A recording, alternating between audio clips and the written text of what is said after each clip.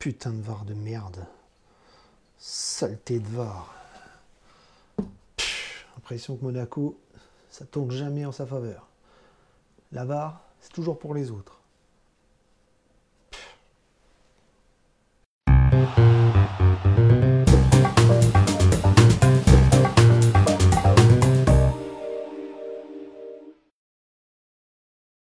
Salut tout le monde, salut les Monégasques. Eh ben, bienvenue pour un nouveau débrief. Donc là, on va parler de la 28e journée de Ligue 1. On va parler de Monaco-Bordeaux. Et donc, après le match à Angers, où on avait fait match nul, ben, l'objectif, c'était d'enchaîner avec une victoire, parce que des victoires, on en a besoin. Des points, on en a besoin, vite. On aimerait que le maintien soit vite torché. Et donc ce soir, l'objectif, c'était 4 points avec Angers. Voilà. Il fallait une victoire, et je pense qu'il fallait rien d'autre, parce que... Voilà. Donc, on ne pouvait pas enchaîner avec un mauvais résultat. Donc de bol, c'est un peu ce qui s'est passé ce soir.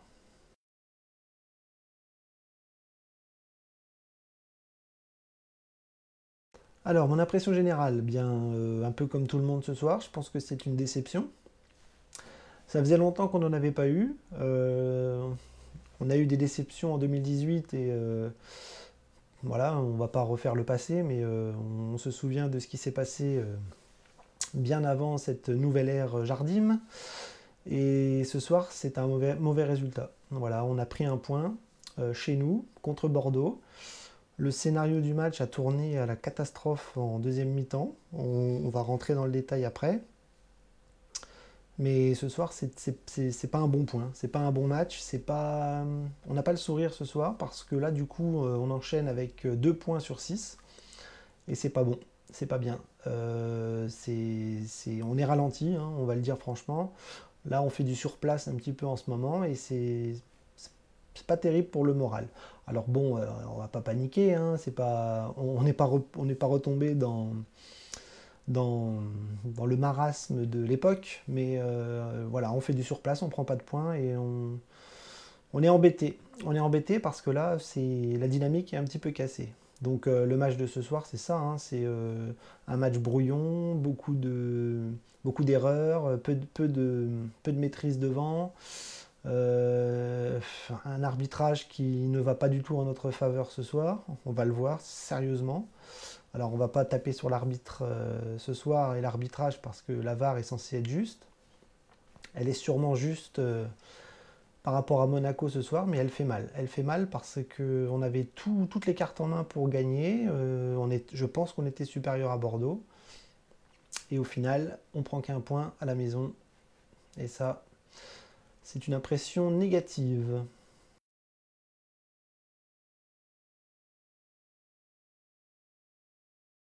Donc pour ce match, Jardim avait un effectif quasi classique. On a vu au coup d'envoi que l'équipe était quasiment la même que d'habitude.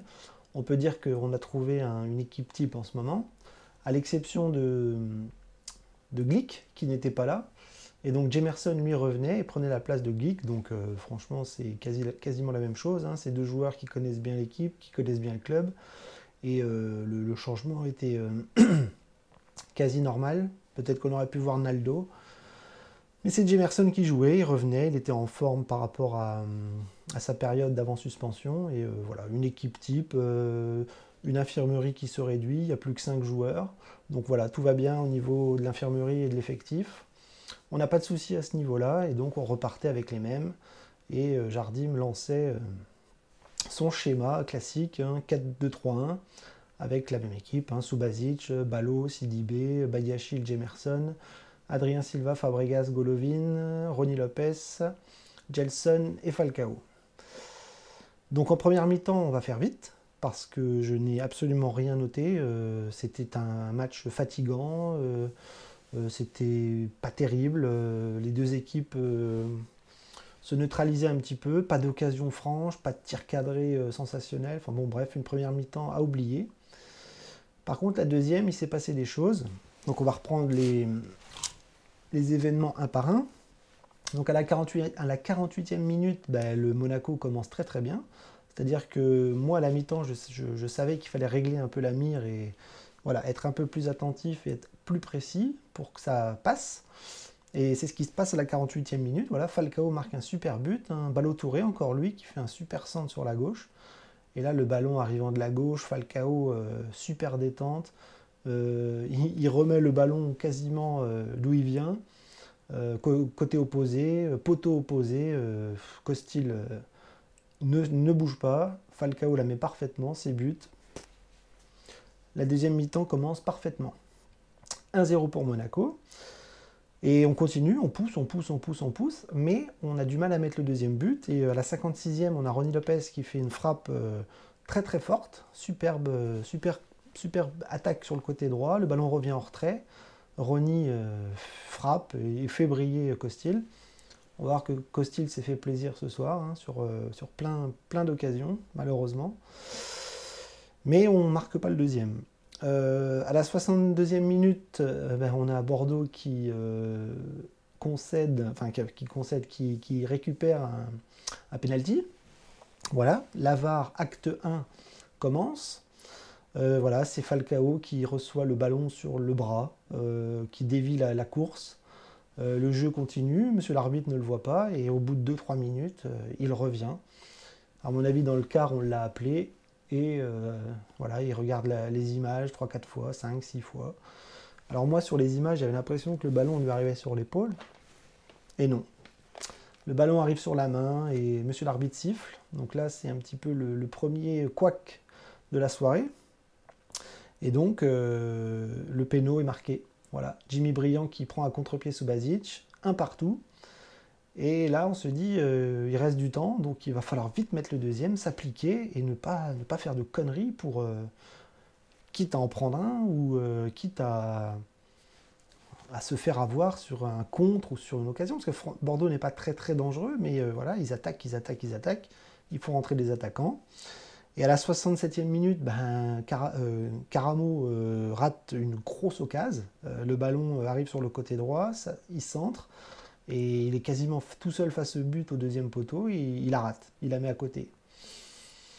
Là, c'est embêtant parce que Bordeaux pouvait mener 2-1 facilement, et on a de la chance, on reste à 1-1. Donc il reste 25 minutes, donc il reste beaucoup de temps. À la 73e minute, on a Vinicius qui est rentré et qui frappe aussi et qui fait encore briller Costil. Donc Costil est chaud, nos attaquants sont froids parce qu'ils n'arrivent pas à les mettre au fond. Et à la 86e minute, on a un but de Monaco, superbe but, un centre de Gelson sur la tête de Falcao qui la remet à Vinicius et qui marque. Voilà, tout le monde éclate de joie, but, pas de souci. Le temps passe, et là, la VAR, acte 2, le but est annulé. Juste avant, je pense qu'on avait eu aussi une main dans la surface des Bordelais, donc qui aurait pu être sifflé aussi. Alors là, bizarrement, on ne voit pas les images. Donc finalement, il y a le pénalty de Bordeaux, acte 1, la main dans la surface de Bordeaux pas sifflé, acte 2, et le but de Vinicius annulé. Voilà, 3 VAR, 3 carottes dans le... Hein, et voilà, Monaco pousse, mais n'arrive pas à marquer. On se crée des occasions, enfin des semi-occasions, mais ça rentre pas. Et le but annulé, on en prend quand même un sacré coup derrière la tête. Et Bordeaux repart avec 1 point et nous on en perd 2. Voilà, le match est fini et on est frustré, on n'est pas content ce soir, ce week-end. Désolé, mais là, on n'est pas joyeux.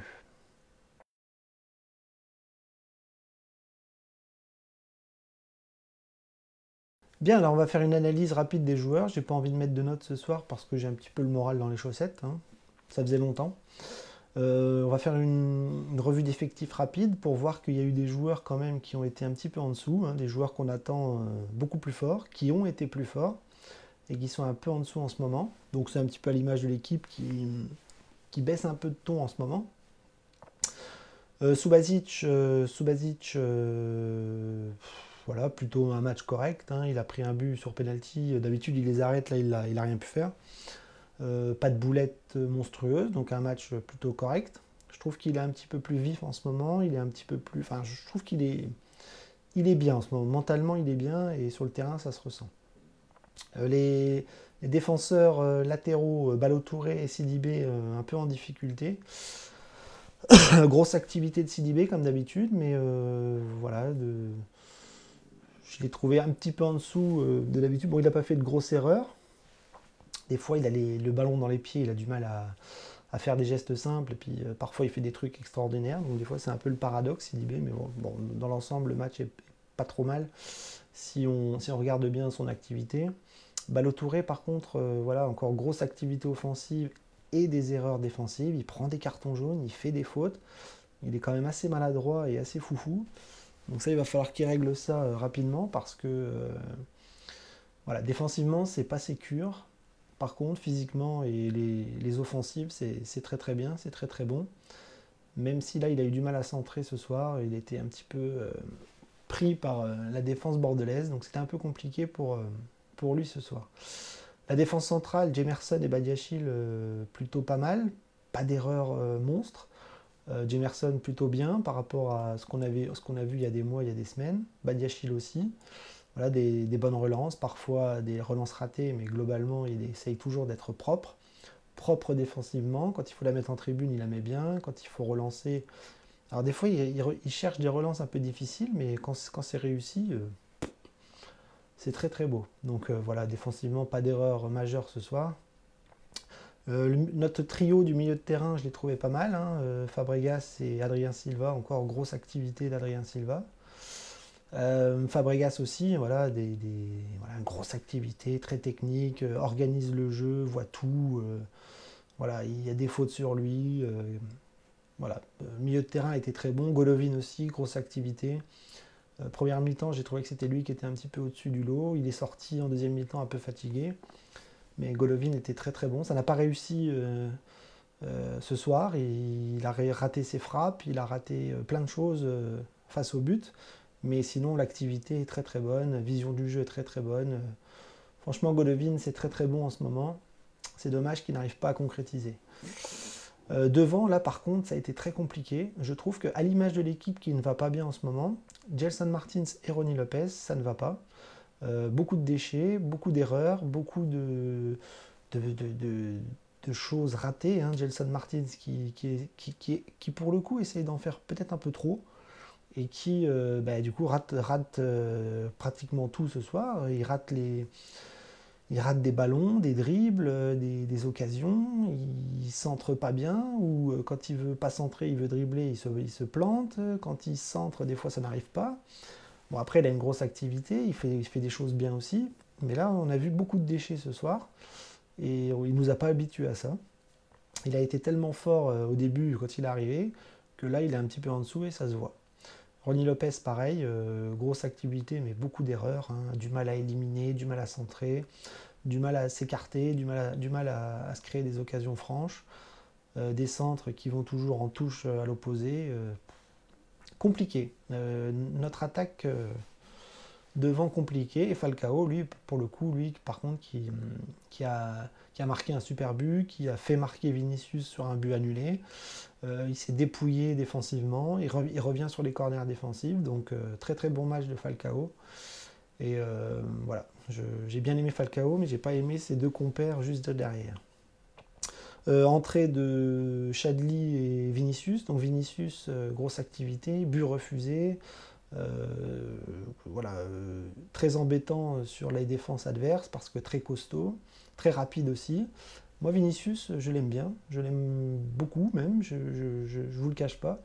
Et j'ai très envie de le garder et de le voir l'année prochaine à Monaco. Chadli, j'en parle pas parce que j'ai pas trop aimé son entrée. Il a raté des ballons faciles, il s'est pris les pieds dans le tapis. Pas forcément toujours le premier geste instinctif réussi. Des dribbles de trop, un peu isolé sur le côté gauche. Donc, non.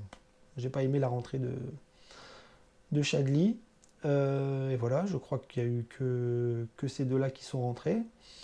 Donc voilà, globalement, une équipe un petit peu en dessous, défensivement pas trop mal, le milieu de terrain pas trop mal, mais ce soir on est tombé sur un os, et offensivement, quand vous ne marquez pas les occasions, voilà ce qui arrive, on ne prend pas les 3 points, et on repart avec un seul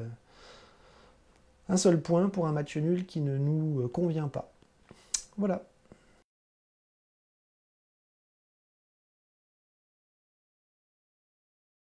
Bon alors pas de coup de cœur ce soir parce que la soirée ne me satisfait pas. J'ai pas trouvé de choses flamboyantes pour nous remonter le moral ce soir. Je dis pas que le match a été catastrophique, je dis pas que les joueurs ont été catastrophiques. Non, ils ont fait ce qu'il y avait à faire, mais on est tombé sur un os ce soir, et puis la réussite n'est pas toujours au rendez-vous. Donc pas de coup de cœur particulier au niveau des joueurs, pas de coup de cœur, non, pas de coup de cœur particulier. Et par contre, un coup de gueule que tout le monde aura deviné, c'est la VAR ou le VAR. Je ne sais même plus si on dit le VAR ou la VAR. Enfin bref, la vidéo assistée. Voilà, ce soir, je trouvais que l'arbitre avait fait une bonne première mi-temps. Pas trop de coups de sifflet inutiles sur des fautes inutiles.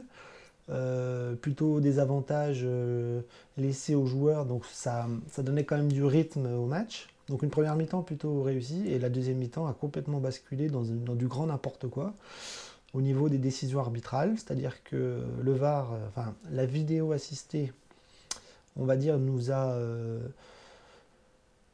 défoncé ce soir parce que trois décisions terribles, un penalty, un but refusé et une main peut-être oubliée par les arbitres dans le quart au niveau de la vidéo. Alors je dis pas qu'ils se sont trompés, je dis pas que la vidéo nous a, comment je dirais, nous a oubliés, c'est-à-dire que je pense que les décisions arbitrales sont bonnes, sont justes. On ne va pas crier au complot ni à l'injustice, parce que la VAR est censée être juste. Maintenant, je vous laisse vous faire votre avis, mais ce soir, c'est 3 décisions liées à la vidéo qui vont contre nous. Alors, 1, c'est dur. 2, c'est terrible. Mais 3, ça fait mal. Franchement, ça fait mal. Pour le moral, ça fait très très mal.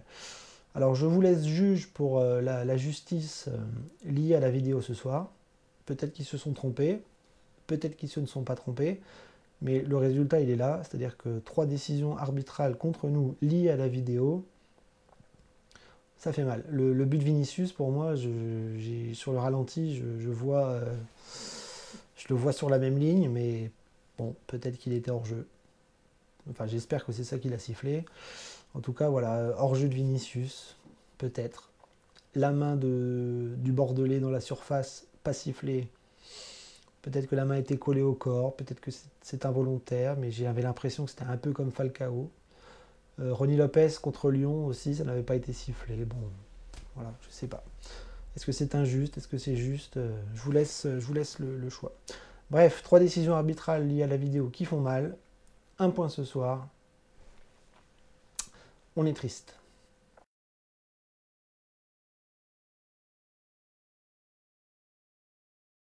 Bien, ben on va conclure cette sale soirée par rappeler que l'objectif n'est pas atteint. Ça faisait longtemps, hein. Tous les objectifs étaient atteints auparavant. Les matchs nuls à l'extérieur, les victoires à domicile, ça faisait du bien. Là, on est à domicile, on ne ramène pas les 3 points. Ça fait deux matchs nuls sur 2 qu'on enchaîne. Donc en fait là on refait du surplace. On reste dans les bas-fonds de la Ligue 1. Alors l'objectif maintien n'est pas du tout atteint, hein. C'est-à-dire que des points on va encore en prendre. On va tout faire pour que ça se passe bien dans les matchs à venir. Là on est tombé sur un os ce soir, c'est pas grave. Ça va sûrement booster les joueurs et ça va redonner de l'agressivité et du mental pour les prochains, parce que le maintien mathématiquement n'est pas assuré. Donc tous les matchs sont difficiles, tous les matchs doivent être gagnés, c'est pas le cas. On fait un peu de surplace en ce moment, mais la semaine prochaine, on a un match très difficile, donc il va falloir remobiliser tout le monde. Et à Lille, il va falloir faire quelque chose. Ne pas perdre dans un premier temps. Prendre un point à Lille, moi personnellement, ça m'irait. Et pourquoi pas aller gagner là-bas? Pourquoi pas faire un exploit? Je pense que Monaco peut le faire. Lille n'est pas au top en ce moment. C'est peut-être le moment de les prendre et de les assommer. Pourquoi pas? Bon, je vous laisse. Je vous laisse méditer sur tout ça ce soir. Voilà, remobilisation générale pour Lille la semaine prochaine. En attendant, je vous dis Dagemunigu. À la semaine prochaine et on lâche rien.